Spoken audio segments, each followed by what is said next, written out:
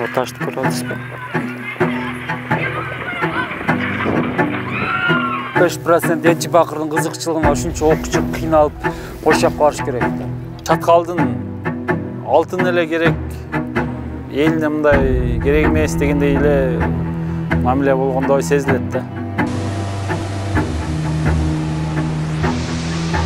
Bunu 100% mamlaketke alabız dep, paka hazır aldın ala süйлөшүүлөр жүрүп атат.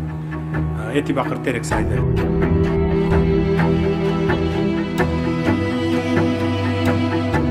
Надо сделать это, то все. Но компания же, это же не резиновая же. Мы платим налоги, мы платим соцпакет.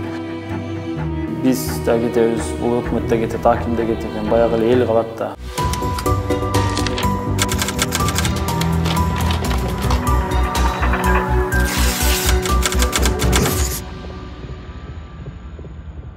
Бул таш 400 окуучу билим алган мектепти көздөй кулап жатат, кооптулук жаралды.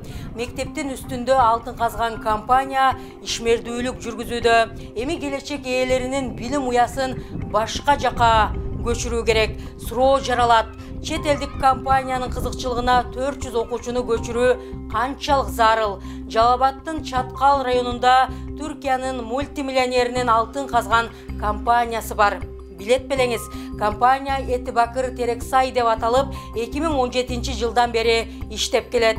Бул жылдар аралыгында бир айылды толук көчүрүү маселеси көтөрүлүп, элдер ар тарапка чачыраган. Азыр алар кайда? Иликтөөнүн жүрүшүндө издейбиз. Аты жөнүм Мээрим Абдилажанова, баштадыганда. Бүгүнкү күндө ушул мектептин үстүндө Эти Бакыр фирмасы ишмерлүүлүгүн кылып жатат. 26 февраль, январь күнү 15:42-де мен точно айта алам.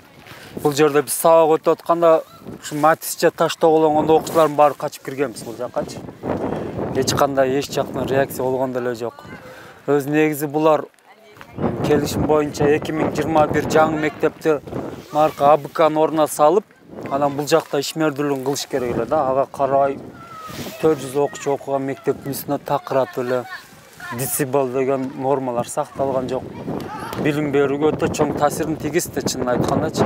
400 окуучу билим алган мектепте кооптулук жараткан жагдай эмнеде деп жаткандырсыз. Билим берүү мекемесине жакын жерде Эти Бакыр Терексай компаниясы ишмердүүлүк жүргүзөт. Бул компания жөнүндө алдыда кенен токтолуп айтып беребиз. Ага чейин алтын казган компаниянын мектеп менен байланышкан маселеси тууралуу сөз кылып туралы. Компаниянын таштанды талаасы так ошол мектептин жогору жагында орун алган. Ал жерге тоокен топурагы төгүлөт. Бул окуядан соң мектепти бузуу демилгеси көтөрүлгөн. Бирок жаңы мектеп салынмайынча билим берүү уясын бузууга каршылыктар күчөдө. Район жетекчиси маалымат берди. Май айында бузулат депчи. Ага элдин көпчүлүгү каршы, бизге депутат катары бизге көп кайрылуулар келип атыр. Эч кандай жаңы мектеп бүтмөйүнчө бул эски мектепти бузбай турсун депчи. 75% турк фирманын кызыкчылыгына 400 окуучунун мектебин көчүрүп, чаңга уланып отурсак, жок дегенде мамлекеттин үлүшү 75% болгон, эки кооз көтөрүлө кетет элек. Мамлекеттин кызыкчылыгы бар депчи. 40ка жакын педагог эмгектенген жамаат деле жаңы мектеп курулмайын, эски мектеп бузулбасын деген талапты коюп турушат.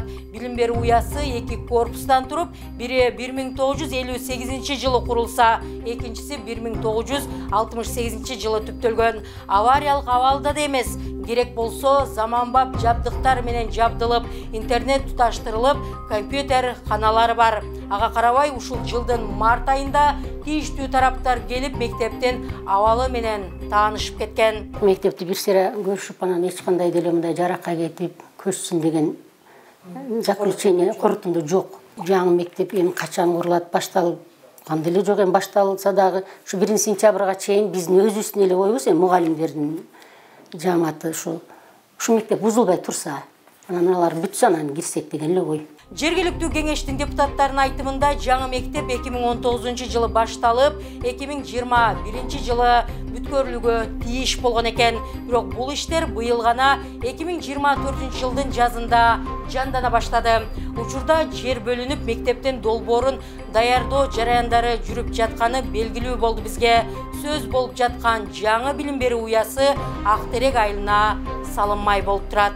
225 орундуу мектепти салуу боюнча Эти Бакыр компаниясы менен жергиликтүү бийликтин макулдашуусу жүрүп атат. Бул толугу менен финансысы Эти Бакыр компаниясынан төлөнүп берилет. Смета проектини жазуу бул жергиликтүү бийликке бизге тагылган. Биз бүгүнкү күндөр бул жумуштарды баштадык. Жаңы мектепти куруу менен эле маселе чечилип калбайт. Кайрадан алыс жакындан келип билим алган окуучулардын коопсуздугу көйгөй жаратат дешти.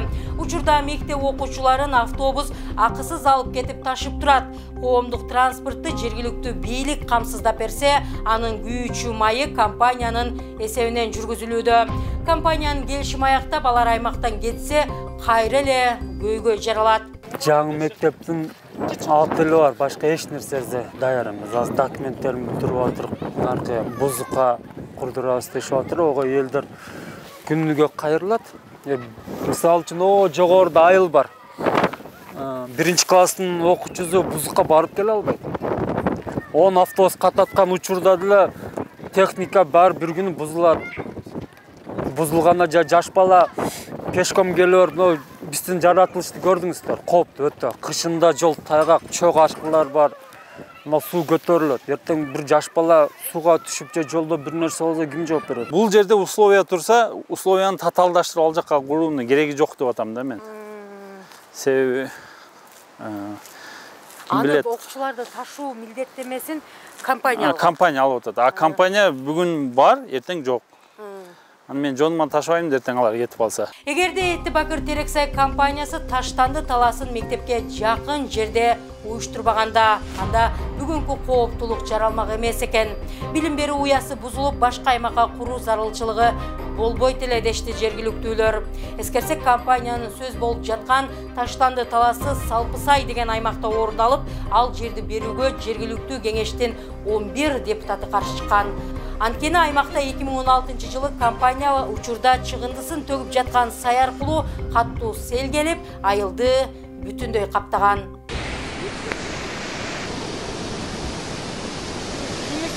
Мындай каршылыктар менен Чаткал районунун акиминин чатагы деле жоктой. Эми ал жер компаниянын таштанды төгүү жайы да деп гана чектелди. Атка минер кез келсе айылдын баары көчөт дейт. Tutmanım sizge atval tökө турган жер ошол жерде, атвал tökө турган жер чечип берилет, ошол жерге төгүлөт да. А мектепти болсо буза турган боюнча жана сиз айтып аткан келишимде жүрөбү мектеп салып бергиле деген. Буларга ошо мектебини макул болушат, мектебин баштап салынат, а жер эми кооптуу. Негизи Терексайдын ичи полный ошол айыл, полный кооптуу болуп атат. Ал келечекте ал айылды буяка көчүрүү боюнча маселе коюлуп атат да. Бул жагдайга Эти Бакыр Терексайдын жетекчилиги эмне дейт? Коопсуздук чаралары көрүлгөнүн белгилеп, телефонго тартып алгандар атайылап мектепке жакын көрсөтүп, тасмага түшүрүүдө деп нааразыланды. Таштанды таласы жайгашкан жай компаниянын лицензиялуу санитардык аймагы экенин айтышты. А те, которые, например, на видео снимают, они берут сотку, преувеличивают. Мына видеого тарткандар телефонду алат да камераны абдан жакындатып, мына мектептин жанында иштер жүрүп жатат, тигиндей мындай чара көрүңүздөр дешет. Эгер мындай кыла беришсе, анда бул жерде кандай инвестор биз менен иштегиси келет? Бул аянтча бизде лицензиялык аянтча болуп эсептелет. Ал эми мектептин айланасы санитардык зона болуп эсептелет. Эгер мындай ала турган болсок, ошол аянтчанын баары биздин лицензиялык аймакка кирет. Бирок биз өзүбүзгө зарыл болгон аянтчаны гана алабыз. Мисалы таштанды үчүн, жол салуу үчүн, объекттердин курулушу үчүн. Азыркы иштеп жаткан мектептерге карата биз бардык зарыл болгон чараларды көргөнбүз. Биринчиден торчозумдар менен тосконбуз. Экинчиден биз коопсуздук фалдарын кылганбыз. Бир эмес, үчөөнү. Все необходимые меры приняли. Эми иликтөөнүн башында убадалган жерге жетип келдик. Сөз болуп жаткан Эти Бакыр Терексай компаниясы Кыргызстанга качан келип жүрөт? Алтын кен иштетүүнү кантип колго алып калды? Деги эле бул компания жөнүндө кандай маалыматтар бар? Ачыктайбыз. Кеттик. Эти Бакыр компаниясы Кыргызстанда ишмердүүлүгүн 2015-жылы баштаган. Ачык булактарда фирманын директору катары Алип Тагайдын аты аталган. Ал эми OCRP уюшкан кылмыштуулукту жана коррупцияны иликтөө долбоорунун сайтында да Эти Бакыр аталышындагы компания бар. Анын директору катары Шереф Жеңгиз көрсөтүлгөн. Ал эми компания 2024-жылдын 1-январынан 28-майына чейин 506 миллион сом салык төккөн. Эти Бакыр Туркиядагы Жеңгиз Холдинг компаниясынын токен бөлүмү. Жеңгиз Холдинг Туркияда беделдүү компаниялардын бири. Анын директорлор кеңешинин төрагасы Мехмет Жеңгиз мультимиллионер Анадолу Жолборсу деген каймана аты менен белгилүү. Алип Тагай экономист KG сайтына берген маегинде 2015-жылы жарыяланган тендерге Эти Бакыр жана Кыргыз алтын биригип Эти Бакыр Терексай ШЧК биргелешкен ишканасын түзүшкөнүн айткан. Жергиликтүү басылмалар 2022-жылы Бишкекте өткөн биринчи элдик курултайда президент Садыр Жапаров Жалал Абад облусунун Чаткал районундагы Кыргыз-Түрк Эти Бакыр Терексай алтын кен компаниясы мамлекеттин менчигине өтүшү мүмкүндүгүн жазышкан. Эти Бакыр Терексай деген бар. Биз азыр сүйлөшүүлөр жүрүп атат. Мен өткөндө комиссияларды жибердим, специалисттерди. Муну 100% мамлекетке алабыз деп, пока азыр алдын ала сүйлөшүүлөр жүрүп атат. Эти Бакыр Терексайды. 2023-жылы Жогорку кеңештин тармактык комитетинде ошол кездеги экология, мурдагы жаратылыш ресурстары жана техникалык көзөмөл министри Динара Кутманова Эти Бакыр Терексай Кыргыз бийлигине 317 миллион долларлык доо койгонун билдирген. Ошондой эле ал тараптар сүйлөшүүдөн кийин мунасага келгенин айткан. Ишкананын ишмердүүлүгү башынан эле пикир келишпестиктер менен коштолуп келет. 2018-жылы Эти Бакыр Терексайдын аймагында жергиликтүү тургундардын катышуусунда жаңжал чыккан. Себеби Терексай айылынын Мырзабаев көчөсүндөгү 62 үй компаниянын лицензиялык аянтына түшүп калган. Айылдык кеңештин депутаттары 2018-жылы 8-чакырылыштын 15-сессиясында Эти Бакыр Терексай компаниясынын ишмердүүлүгүнө карата токтом түзгөн. Айылдык кеңештин депутаты Азамат Мырзагуловдун айтымында токтомдун кээ бир пункттары аткарылган, бирок 80% аткарылбаганын айтат. Бул жылы да ошол эле талаптарды коюшкан. Биринчи бул мектеп аткарылбаган 2019 барып 2021 сызып кетебиз. Анан жергиликтүү элден, жергиликтүү тургундардан 90% ишке алынсын деген ал деле жок. Эми иштейт где-то бир 30% же бир 50% деп эле айта алам да. 90% эмес да. Мен Терексай жана Кызыл Токой айылдарынын тигүү секин алып берүү маселеси каралсын. Бул дагы турат мына. Депутаты вносят рекомендационного характера. То есть надо сделать это, то, все. Но компания же, это же не резиновая же.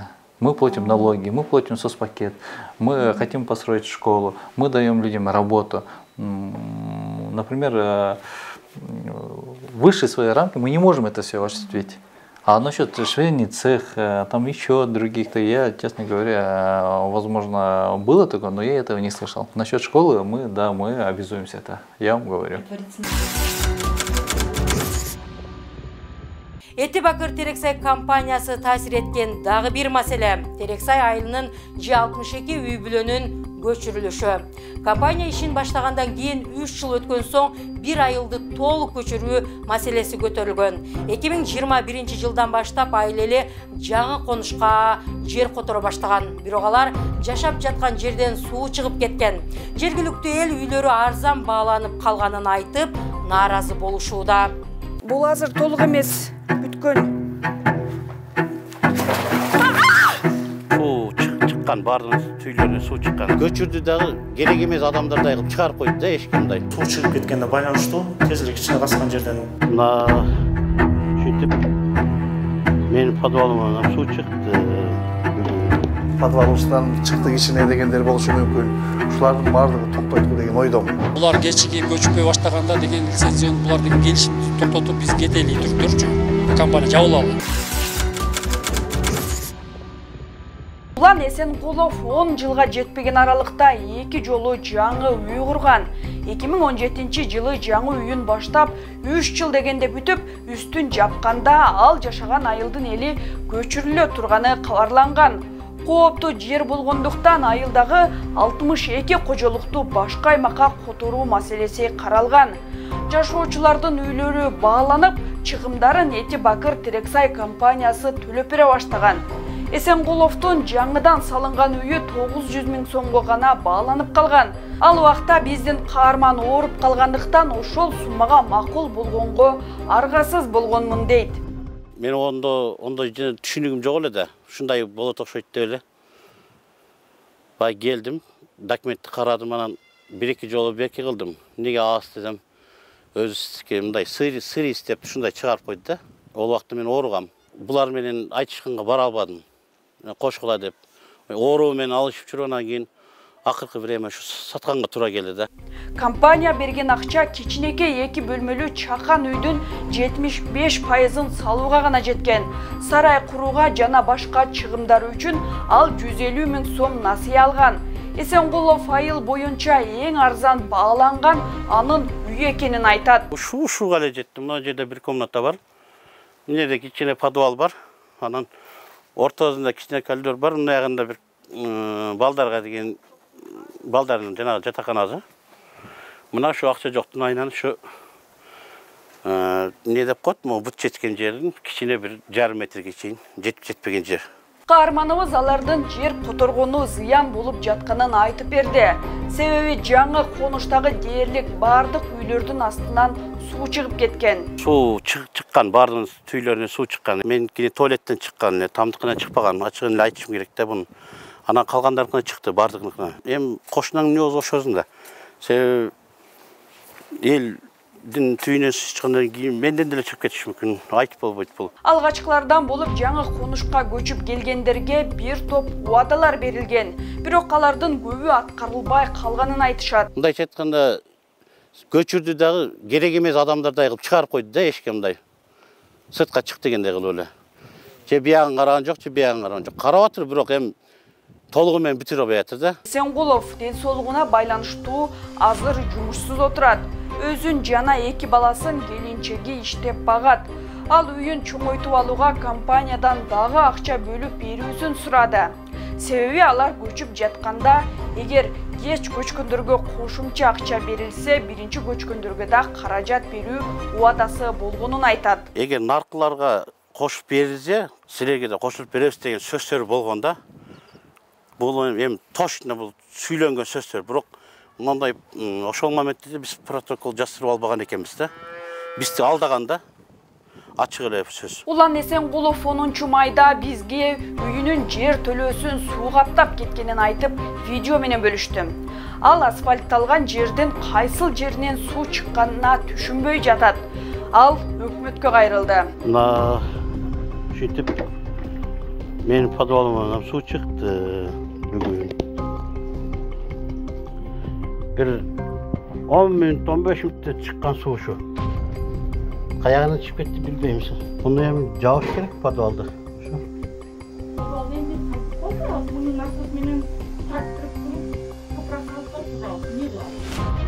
Жабабыз подвалды. Ошо ушинтип суулар чыгып атыр. Бул өкмөт бизди карайбы өзү?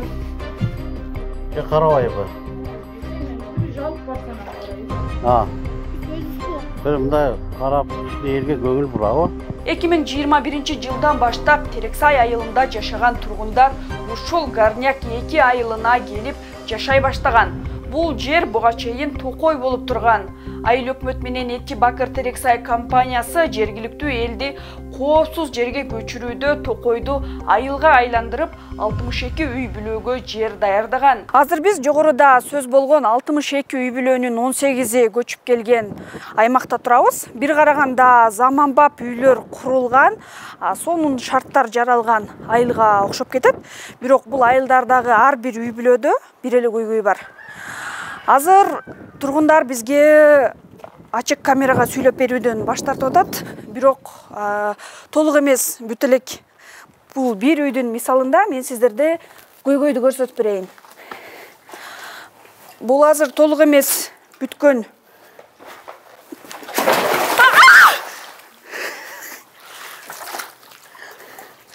Азыр толук эмес бүткөн жер төлөөнү деле байкасаңыздар. Мен жыгылып кеттим, мындай болот деп ойлободум эле. Где-то бир 10 сантиметрдей суу турат да. Бул суу тартылгандан кийинки суунун абалы ушунча калган. Негизи мына көрүп атасыздар, бир 20-30 сантиметрдей суу чыгып калган. Азыр суунун нугу тартылган, бирок анткени менен азыр бул жакта топурактар чөгүп ичке кирип аткан кез экен. Айыл тургундары турак жайларынын алдынан улам суу чыга берсе, үйлөр чөгө баштап, 2 эсе чыгымга учурайбыз деп кооптонуп жатышат. Азыр мен жергиликтүү үйлөрдүн биринде турам. 2 жылдан бери суу кирген сайын дайыма суу чыгып кетет. Мисалы бул фундамент буга чейин бийигирээк болсо, 2 жылдан бери кыйла чөккөнүн тургундар айтып атат. Азыр бул жерден деле суунун деңгээли кыйлага чейин көтөрүлүп, бул жактан жаракка кеткенин өзүңүздөр көрсөңүздөр болот.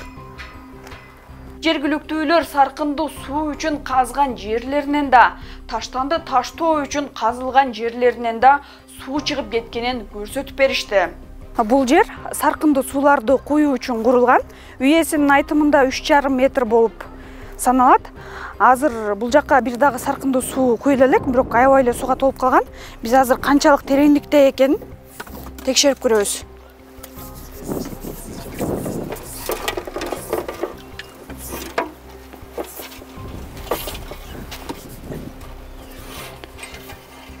Түбүнө жетпейт го.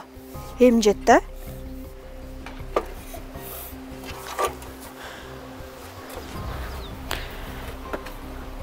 Мына өзүңүздөр көрүп атасыздар.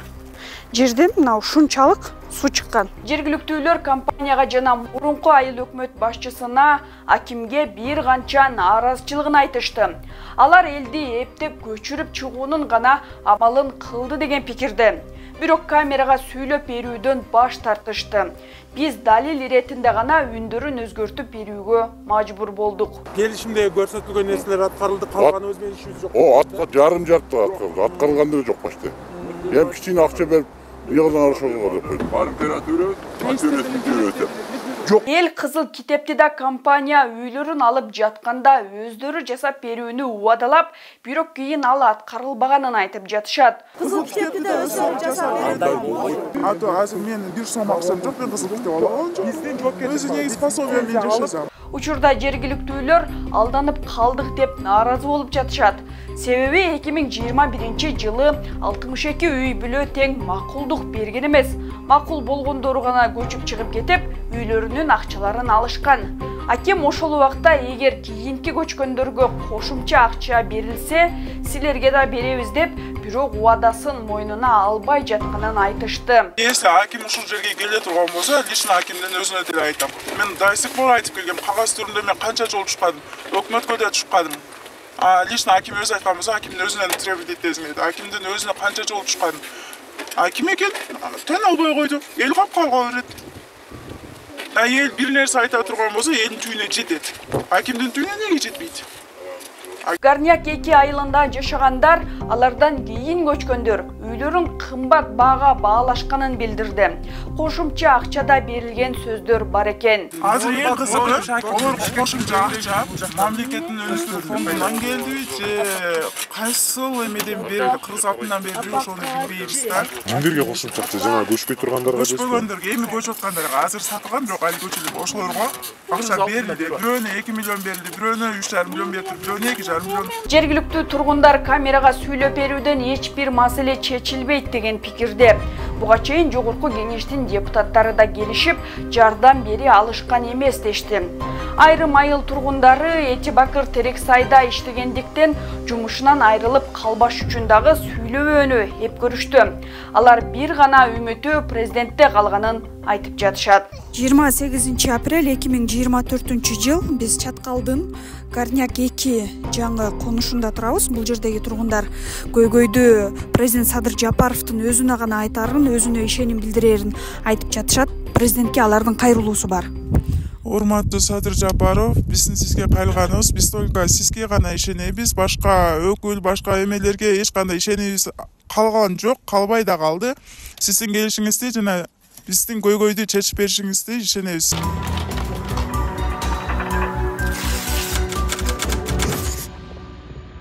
Терексайдагы кооптуу делген жерде азырдагы 20га жакын кожолук жашайт. Алардын 12си компания менен келишим түзүп, үйүн сатканга таптакыр макул болбой жатышат. Ал эми үйүн сатууга келишим бергендерге кайрадан баалоочулар келишкен. Мурдагыга салыштырмалуу кымбат бааланганын, себеби инфляциянын өскөнү менен түшүндүрүштү. Бирок канча сумма экенин айтуудан баш тартып, ызычуу чыгып кетиши мүмкүн дешет. Аларда камерага сүйлөп берүүгө макул болушкан жок.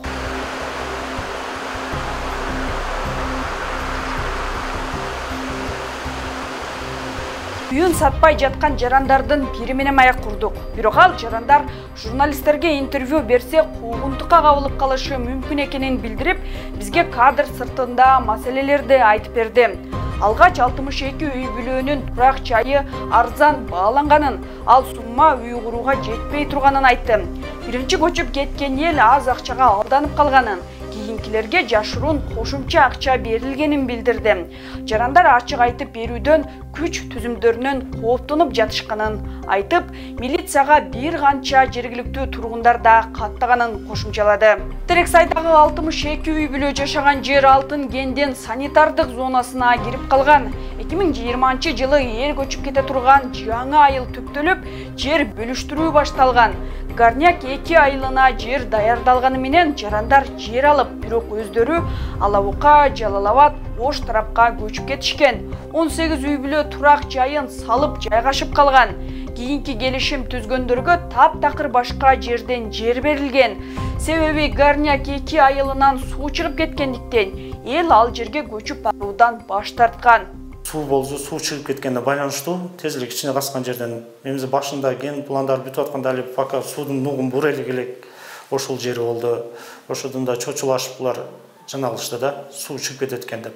Айыл өкмөт башчысы келишим бербей жаткан жердин кооптуу экенин, таш кулоолор жүрүп турарын айтты.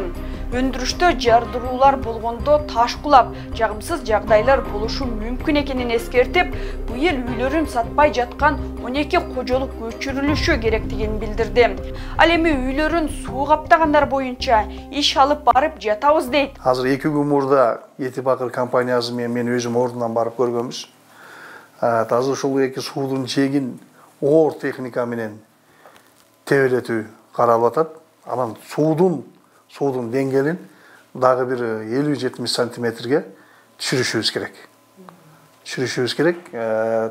Ошондо бул жанагы 30-40 сантиметр ар жерден суулар көрүнүп атпайбы? Подвалыбыздан чыктык ичине дегендер болушу мүмкүн. Ушулардын бардыгы токтойт деген ойдомун. Ал үйлөр 2021 жылдары жана андан 2-3 жыл өткөндөн кийин баалангандыктан баалоодо айырмалар болгонун ачыктады. Кошумча акча берилет деген сөздү эл тарабынан айтылганын, бирок компания аны четке кагыптыр. Көчүп кеткендер мага келген экен. Анан айттым, бардыгы мыйзам чегинде жүрөт. Эгерде буларга канчалык кошуп аткан болсо, силерге да ошондой сумманы кошуп берет. Бул башталган ортодо меморандум бар. Меморандум чоң юридикалык күчкө ээ. Анан мен компания менен сүйлөшкөн мезгилде ошондой айтылып аткан сөздөрдү четке какты. Чаткалы районунун акимы болсо көчүрүү иштеринде башынан баштап катышып келе жатканын айтат. Айрым тургундар көчүүдөн баш тартып, иш кечеңдегенде компания келишимди токтотуп кетүүгө камынган. Бирок мамлекет менен келишим болуп, кызматташуу уланган экен. Былтыркы жылы деген булар кечигип көчүппөй баштаганда деген лицензияны булар деген келишимди токтотуп биз кетели түрктөрчү. Бул компания жабылалы. Бизге актабай калды эч кандай. Бизге пайда деле болбойт экен. Анда биз токтотолду деп былтыркы жылы ошолордун негиз кылган токтолду да, булар токтоп компания кете турган болуп, анан кайра мамлекет тарабынан кайра буга инвестиция кылыш түзүлдү кайрачы. Биз тараптан бул эми үйлөрдү көчүргөнгө маселесин чечели, жана хосток ранчанын жерин чечип берели, аквалын чечип берели, кыскасы кызматташалы деген мамиле. Ал эми Горняк 2 айылындагы жер төлөөлөрдөн суу чыкканын, турак жайлар сууга 1 метр аралыкта жайгашканы менен түшүндүрүп жатат.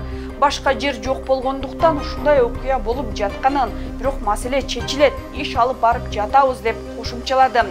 Үйүн сатпай жаткандардын иши сотко барарын билдирди. Акыркы сот процессине барганда ошол болгон ушул да акыркы сөз. Азыр эми көчпөйм дегендер бул жер азыр уже өзүңөр көрдүңөр тоодон уже алтын чайкап калып келди, таш кулаптыр, уже даже эме болду да. Кээ бир үйлөргө, мектептерге келип кенчейин айтты силерге, айтылды да. Азыр МЧСтен тиги Жалалабадтан МЧСтен келип заключение чыккан. Бул жерге жашаганга кооптуу.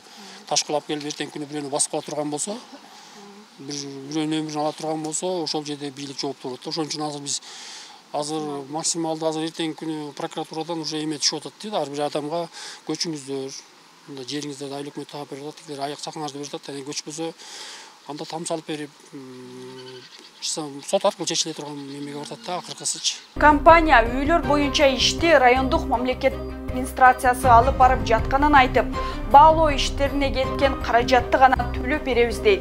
Ал эми келишимге барбай жаткан адамдар жеке келип сүйлөшүү жүрүп жатканын билдирди. Среди жителей, которые вы говорите, 12 человек, уже не 12, а 11, а на сегодняшний день уже 10 уже. Они индивидуально, каждый приходит, соглашаются, дают заявку, и мы выкупаем. Да? А те, которые не согласны, с ними уже дальнейшая работа ведет уже местная администрация. Они индивидуально встречаются, разговаривают. То есть, какое бы решение ни приняла бы администрация, мы готовы выплатить ту сумму, которую мы провели оценку. Мы любое время мы готовы это выплатить. Мы не отказываемся, что мы не будем платить. Мы всегда, как бы, у нас двери открыты. Этибакыр Терексай компаниясы акыркы 2 жылда эле 3 тонна алтын өндүргөн. Ооба, 3 тонна алтын. Дагы аймакта 39,5 тонна алтындын кору бар экен айтылды. Ушул көлөмдөгү алтындын 75%-ын түрк компаниясы алса, ал эми 25% гана Кыргызстанда калат. Алтынды казып бүтсө компания өлкөдөн чыгып кетет. Ошентип келишим жыйынтыкталат. Ал эми жергиликтүүлөр, алардын азыр жашап жаткан көйгөйлөрүчү эмне болот? Экология, жер кыртышынын бузулушу деген суроолор болсо, азыр экономиканын фонунда биздин өлкөдө экинчи планда калып калгандай.